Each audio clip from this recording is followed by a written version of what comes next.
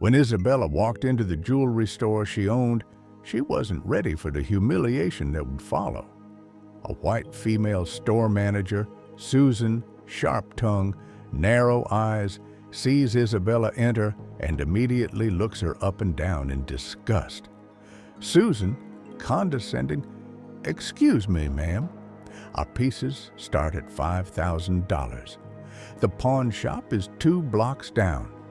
Isabella calmly, "I know exactly where I am." Susan, mocking, "Of course, but unless you're here to clean the glass, I suggest you leave before I call security." Before we continue, tell us where in the world you are watching from. Drop it in the comments below. And if you enjoy this story, don't forget to like the video and subscribe for more powerful content like this.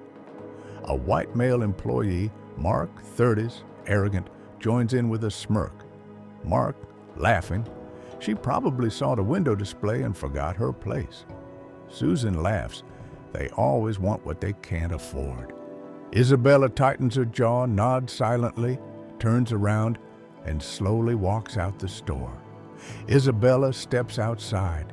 She's calm, but her eyes burn with quiet fire. She pulls out her phone and makes a single call. Isabella to phone. "It's Isabella. Get me the store's live footage from the last 5 minutes. I want every angle." Little did Susan, the manager, know that this was the beginning of her downfall, when the woman she humiliated revealed who she really was.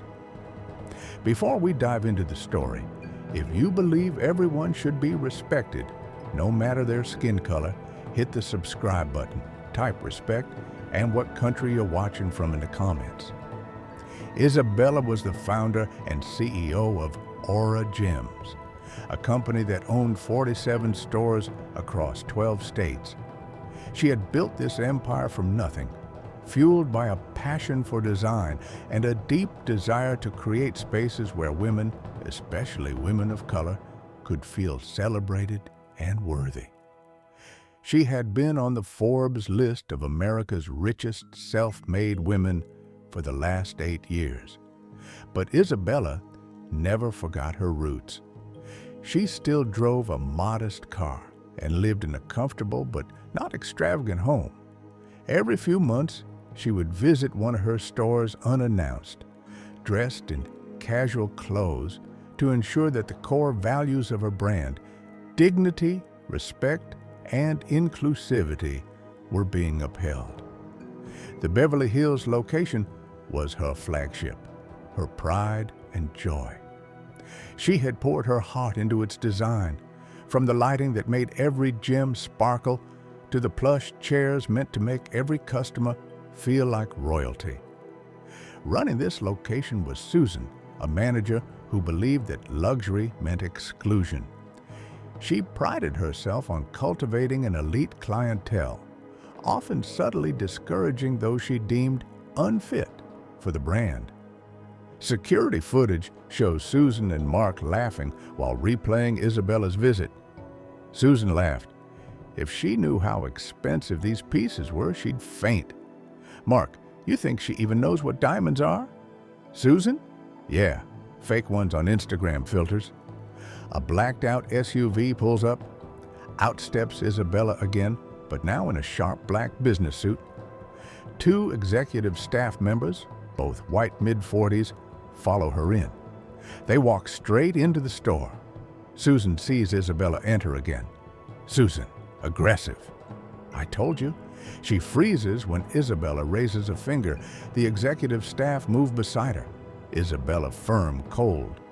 "You just insulted the founder of this entire brand, and I came to test how my staff treat real customers," Mark stammered. "Wait, you're the CEO?" Susan, panicking, "We didn't know." Isabella, ice cold, "That's the problem." She hands each of them a sealed envelope. Mark opens his first. His eyes widened. Susan opens hers and gasps. "Susan, you're firing me." Isabella calmly, "No, I'm eliminating poison from my brand." Susan, "But you can't." Isabella, cutting in. I built this place so that women who look like me could walk in and feel worthy. And you turned it into a den of discrimination. Store staff and a few customers silently watch. One young black girl watching tears up, whispering to her mom, "Mia!" Softly, "She looks like me." Customer, that's real power. Isabella walks up to the counter, pulls out a necklace, and gives it to the young girl. Isabella softly wears this to remember your worth. Susan and Mark exit the store in silence, jobless, humiliated. Isabella stands at the door watching them. Isabella, to her executive assistant, "Post the footage. Let people see who we don't tolerate." A social media montage shows the footage going viral. Headlines flash. Black CEO exposes her own staff. Justice in real time. Luxury brands take bold stands against racism. She didn't raise her voice, she raised her standards. And in 7 minutes, she rebuilt her brand with honor. If you believe class doesn't come from skin tone, type "respect is earned" in the comments. Share this video so no one forgets. Power doesn't need to shout. It just needs to stand tall.